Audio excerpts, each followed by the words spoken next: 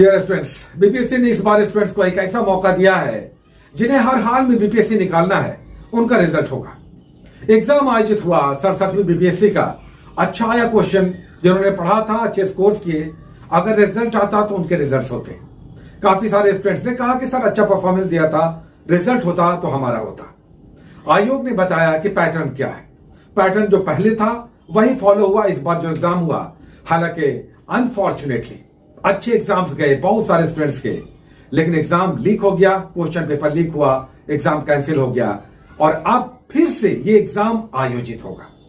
और अच्छी बात यह है कि आपने पूरी तैयारी की, एग्जाम होता हो जाता, होता नहीं होता रिजल्ट पे डिपेंड था, लेकिन अब तो रिजल्ट डेफिनेट होगा उनका जिन्हें रिजल्ट निकालना है। क्योंकि हमारा आकलन यह है कि अब ये एग्जाम सितंबर से पहले नहीं होगा। 67वीं बीपीएससी प्रीलिम्स एग्जाम अब हमारा यह आकलन है कि सितंबर के बाद ही होगा। क्योंकि आप जान रहे हैं कि मानसून इंटर कर चुका है। 2-3 दिनों में बिहार में झमाझम बारिश होगी और इस बार 10 से 15% ज्यादा बारिश का आकलन है। मतलब यह कि बिहार में, विशेषकर नॉर्थ बिहार में जबरदस्त बाढ़ की स्थिति बन सकती है और तब एग्जाम कराना बिल्कुल ही पॉसिबल नहीं होगा।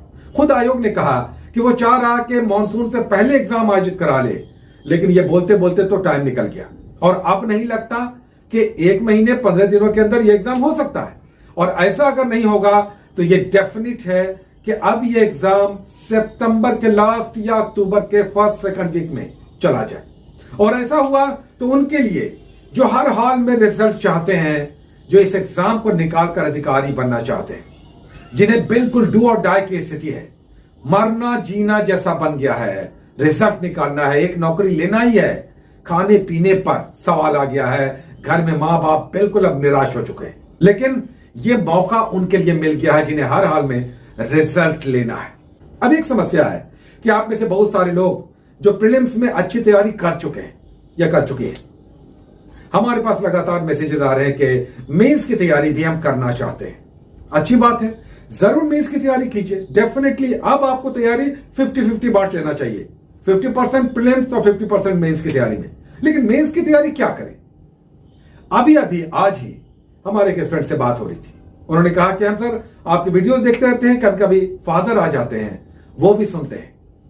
हम दुविधा में हैं कि मेंस LSW हमारा पेपर है, अच्छा नोट्स लेना चाहते हैं, लेकिन मार्केट में पटना में जो कोचिंग क्लासेस हैं उसमें 20-25-30 हजार नोट्स के प्राइसेस हैं। कोचिंग के साथ नोट्स मिल रहा है 20+ थाउजेंड्स में फी है। और सर अगर केवल नोट्स लेना होगा तो भी कई हजार नोट्स के प्राइसेस हैं। समझ में नहीं आ रहा क्या करें, क्योंकि 2 GS और एक अपना पेपर, 3 पेपर आपको तैयार करना है। पापा सुनते हैं, उन्होंने कहा कि सर से बात करो, अपने सर से सलाह लो कि इस स्थिति में क्या किया जाए। मेरा देखिए मानना है कि अगर मेंस की तैयारी करना है तो आपको पता ही नहीं चलेगा कहां से करें, कहां से स्टार्ट लें। पहले तो 2 कॉमन GS का है, उसके बाद आपका अपना पेपर, 3 सब्जेक्ट्स हैं, 300 मार्क्स के, 900 मार्क्स के, कहां से स्टार्ट लें। अगर बात करें ऑप्शनल की तो ये सब्जेक्ट फिर एकदम से अलग हो जाता है। 36 पेपर, 37 पेपर बिल्कुल अलग हो जाता है और फिर इसके एक्सपर्ट्स टीचर्स हैं। स्टूडेंट अपने स्तर पर जो पढ़ रहे हैं, पढ़ चुके हैं, अच्छा है, लेकिन बिना गाइडेंस के हमें लगता है कि कई बार बहुत परेशानी आ जाती है, विशेषकर जो नए स्टूडेंट्स हैं। तो वो क्या करें? हम कहेंगे कि देखिए हर सब्जेक्ट का पटना में या दिल्ली मुखर्जी नगर में, प्रयागराज में स्पेशलिस्ट हैं। हाँ, उनका वर्षों का अनुभव है और उसका ही वो वसूलते हैं, है ना, कुछ फी के रूप में या जो भी उनके कोचिंग के फीस है या नोट्स के। बिना नोट्स की तैयारी नहीं हो सकती। तो एट फर्स्ट एक नोट्स जरूर, सिंपल ही सही, कम प्राइसेस में भी मिल जाते हैं, बट उसकी क्वालिटी फिर उसी टाइप की होती है। 2-3 हजार में भी नोट्स मिल जाते हैं, बट उसकी क्वालिटी गारंटीड नहीं है ना। और फिर 5-10 हजार में आप जाएंगे तो अच्छा नोट्स मिल सकता है। ये मार्केट खुला हुआ है, हमसे आप क्या पूछेंगे? हम किसी का नाम नहीं बताएंगे, क्योंकि किसी का कोई नोट्स हमें नहीं बिकवाना है, तो हम किसी का नाम नहीं लेंगे। आप सभी को पता है, पटना में अधिकतर लोग जानते हैं, मुखर्जी नगर में या प्रयागराज में, कि कौन कौन से टीचर किस सब्जेक्ट के स्पेशलिस्ट हैं या कोचिंग संस्थान। अब वो उसका फी वसूलते हैं अपनी पॉपुलैरिटी के परिप्रेक्ष्य में, तो उसका वो फी है जो भी है। बिना नोट्स के आप तैयारी नहीं कर सकते, तो एक नोट्स तो एक बिल्कुल अनिवार्य है। आप सबसे पहले अपने सब्जेक्ट का एक नोट जरूर पूरा सेट ऊपर कीजिए। अब ये कहां से, ये भी आपको यूट्यूब के थ्रू या किसी जान पहचान वालों के थ्रू स्वयं पता चल जाएगा। आजकल इस सोशल मीडिया के टाइम में कोई भी ऐसा नहीं है कि जानकारी नहीं है। ये जानकारी आप स्वयं ऊपर कीजिए, यूट्यूब देखिए, और जो सब्जेक्ट आपका है स्वयं आपको पता चल जाएगा कि कौन टीचर, कौन कोचिंग आपको हेल्प कर सकता है। एक नोट सबसे पहले ऊपर कीजिए।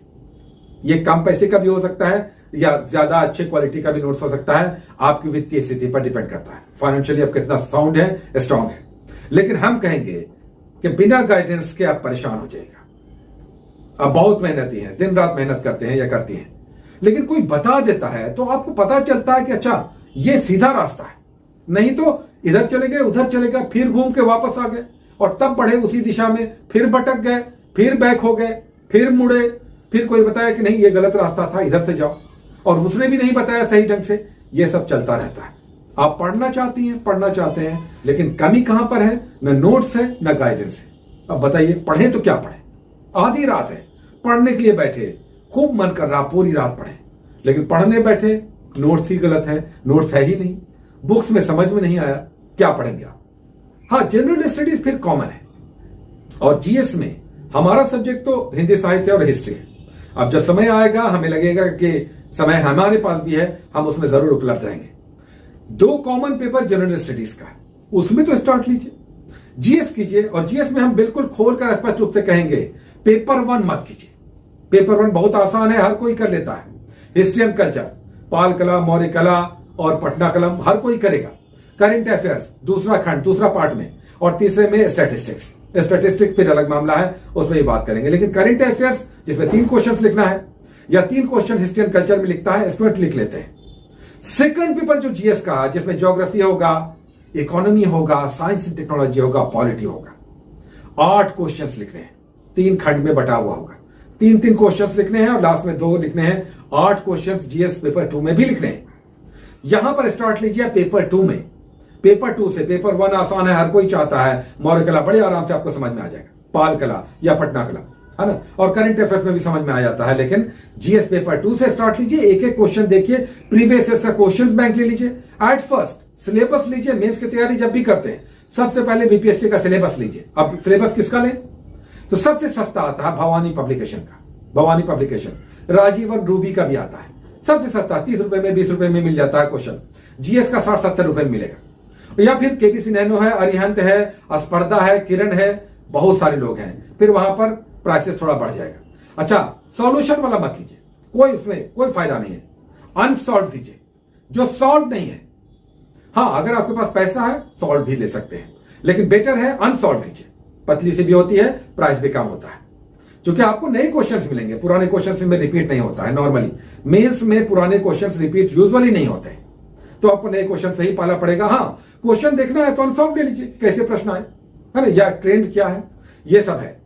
आपको जीएस पेपर 2 से स्टार्ट लेना चाहिए। एक एक क्वेश्चन कीजिए। कहां से कर सकते हैं? देखिए, दृष्टि का जो मंथली मैगजीन आता है, इतने अच्छे अच्छे टॉपिक्स होते हैं, है ना।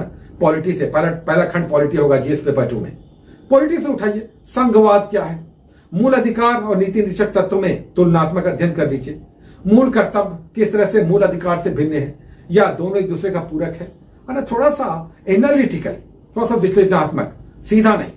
ये सब 1 बाय 1 आप कर सकते हैं। उसके बाद इकोनॉमी है, ज्योग्राफी है, साइंस एंड टेक्नोलॉजी है। आजकल कोविड पे क्वेश्चन आता ही आता है ना। टेक्नोलॉजी पर आता है, या शहरीकरण पर आ जाता है, जनसंख्या पर आ जाता है, स्वास्थ्य पर आ जाता है। सरकार की बहुत सारी योजनाएं हैं, तो हेल्थ में, तो साइंस एंड टेक्नोलॉजी में इस तरह के क्वेश्चंस बन जाते हैं। ये सब आप धीरे धीरे जब आप करेंगे, डूबेंगे, स्वयं आपको पता चल जाएगा। लेकिन हम फिर से कहेंगे कि अगर मेंस की तैयारी करना है, ऑप्शनल पेपर जो भी आपका है उसका एक नोट्स ऊपर कीजिए और उसे इनरिच कीजिए। मैगजीन से या यूट्यूब देख करके, या कोई गाइड है, हर चैनल पर एक्सपर्ट्स भरे पड़े हैं, उनको फॉलो कीजिए, इनरिच कीजिए अपने नोट्स को जो भी आपने खरीदा है, और उसे रिवाइज कीजिए, लिखिए। लिखना, राइटिंग स्किल्स के बिना मेंस की तैयारी बेकार है, लिखना होगा।